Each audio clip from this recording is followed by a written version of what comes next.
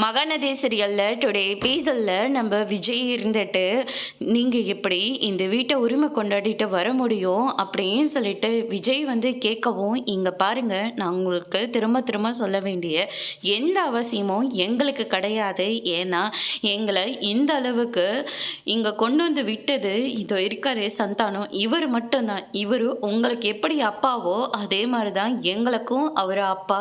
உங்களுக்கு எப்படி காவேரி, யமுனா, கங்கான்னு வச்சாங்களோ அதே மாதிரி தான் எங்களுக்கும் கிருஷ்ணா, சிந்தோன்னு வச்சுருக்காங்க.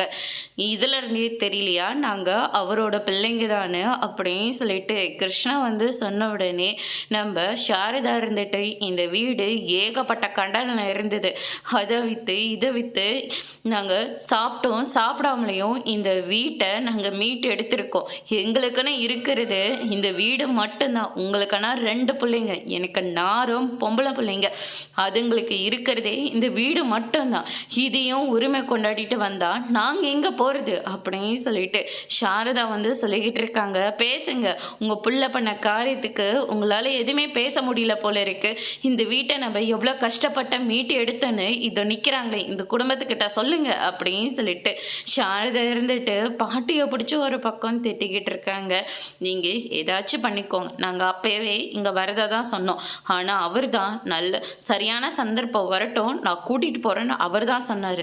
நீங்கள் எதுவாக இருந்தாலும் அவர்கிட்ட பேசினா சரியாக இருக்கும் அப்படின்ற மாதிரி சொல்லிடுறாங்க. அதோடு இன்னைக்கான பிரம்ம முடிச்சிருக்காங்க.